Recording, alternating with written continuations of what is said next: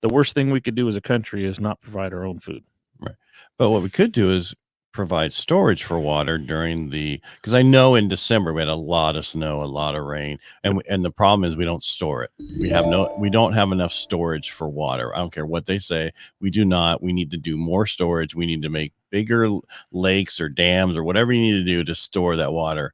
And we need, because otherwise we're not going to be here. Right. No, exactly. The governor's plan, he had all these good things to say about, we're going to desal, we're going to build new storage, we're going to do this, we're going to do that. Well, then you've got the extreme environmentalists, because I like to say farmers are environmentalists because we try to farm so that we can keep farming. We don't destroy the environment so we can't farm anymore. We like to farm so we keep farming. But these extreme environmentalists instantly, well, you can't build that reservoir that they want to put in Del Porto Canyon out there west of Patterson, because that's just not a good place to put it. Now, that is some of the, I don't want to say godforsaken ground, but you can't really even run cattle on most of that ground because it's just so rocky and hilly.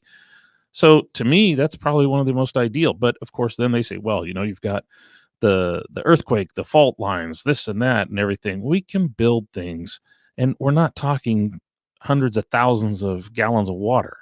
It's not a huge reservoir. It's going to be very similar to the San Luis Reservoir, not even in size. I mean, it's probably a quarter of the size, but it's pump it into there and then pump it back out. It's not going to be the Del Porto Creek doesn't flow very much. I mean, you're going to get some, but it's not going to fill up a big reservoir. So, you can't have it both ways.